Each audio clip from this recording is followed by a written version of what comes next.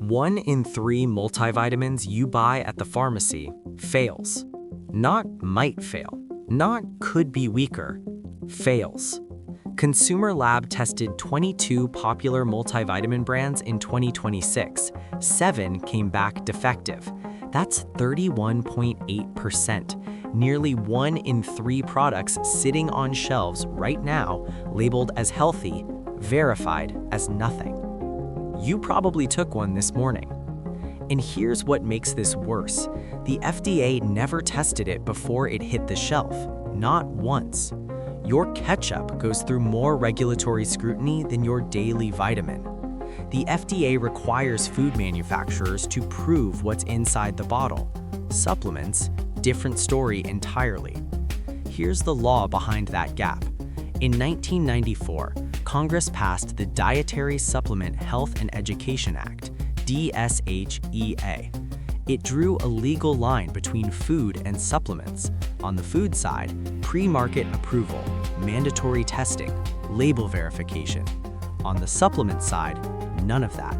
A company can formulate a product in a warehouse, slap a label on it, list it on Amazon, and not a single regulator sees it until someone gets hurt.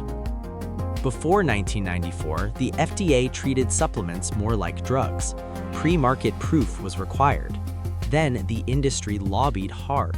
The health freedom movement framed regulation as government overreach. Congress folded. DSHEA passed with overwhelming bipartisan support. And overnight, the burden of proof flipped from the industry proving safety to the FDA proving harm. That one vote created the system you're living inside right now. Since 1994, over 75,000 new supplement products have entered the US market. The FDA has received adequate safety data for fewer than 250 of them. That's according to the New England Journal of Medicine, not a consumer watchdog, not a lobby group, the NEJM. And in that same window, the FDA has only successfully banned one supplement ingredient, ephedra, and it took multiple deaths and over a decade of legal battles to do it. Ephedra poisonings peaked at over 10,000 cases in 2002 alone, according to the National Poison Data System. One ingredient, 10 years, thousands of poisonings before anything changed. The FDA's own language is this: FDA does not have the authority to approve dietary supplements before they are marketed. That's not a leaked memo, that's the official position. And the industry spent $3.76 million lobbying Congress in 2024 to keep it that way, because the alternative, actual pre-market review, would cost time, money, and market share. The US supplement market hit $69.3 billion in consumer spending in 2024. Around 60% of American adults take at least one supplement daily. That's a lot of untested bottles, and almost none of them carry any external verification whatsoever. Now, here's where it gets specific and personal. ConsumerLab's 2026 report found multiple ways products fail. The most common, label inaccuracy. A bottle says 1,000 milligrams of vitamin C.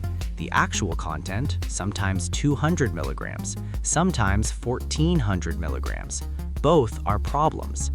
Underdosing means you're paying for an effect that never arrives. Your immune system doesn't get the support you think it does.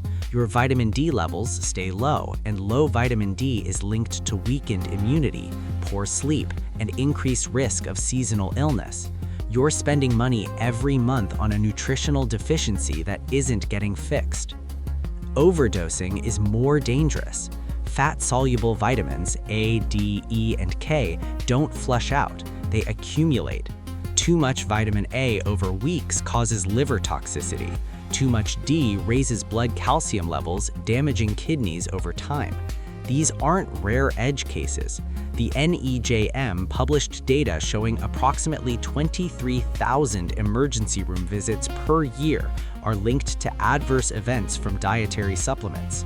and the Inspector General's own estimate is that less than 1% of supplement adverse events are ever reported to the FDA at all, which means 23,000 is almost certainly the floor, not the ceiling. And it's not just vitamins. Independent testing of nutritional yeasts found 9 out of 10 products failed label accuracy in February 2025.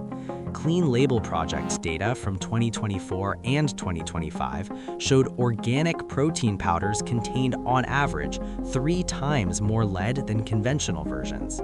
The word organic on a supplement label means the ingredients were grown without synthetic pesticides. It says nothing about what ended up in the final product. The clean label wasn't cleaner, it was just less regulated. Then there's the proprietary blend problem, and this one is different. This one is invisible by design. You've seen it on labels, a long list of ingredients, then one single total weight. Proprietary blend, 850 milligrams.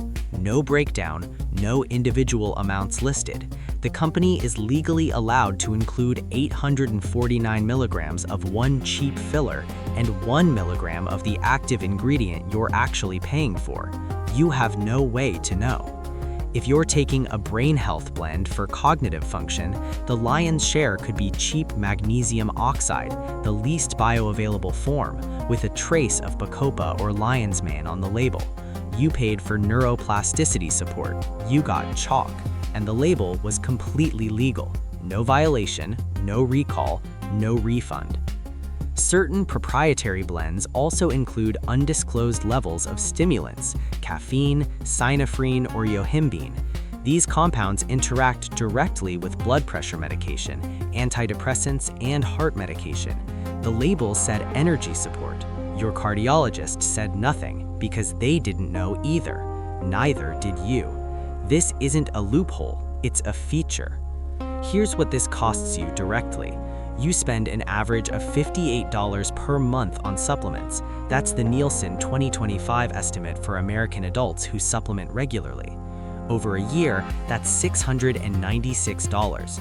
If 1 in 3 products fails independent testing, you're potentially flushing $230 down the drain annually on products that don't deliver what the label promises, before the health cost, before the ER visit, before the interaction nobody caught. So what do you actually do with this? Third-party certification exists. Look for USP verified, NSF certified, or Informed Sport on the label. These programs independently test what's inside the bottle before it reaches shelves, checking label accuracy, contaminant levels, and potency. They're not required by law. Most brands don't bother, but a certified product is the closest thing to a guarantee this system currently allows. The system itself isn't broken, it was built this way.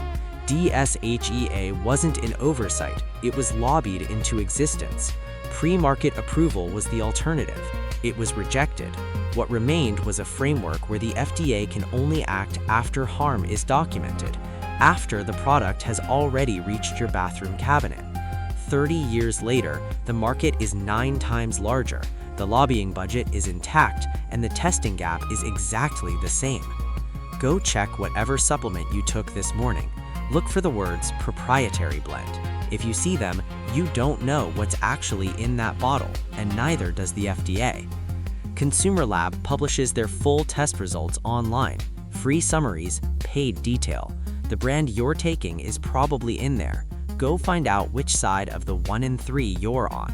And if this is the kind of system you want explained, subscribe.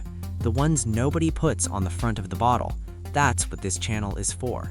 The next one is already in the works.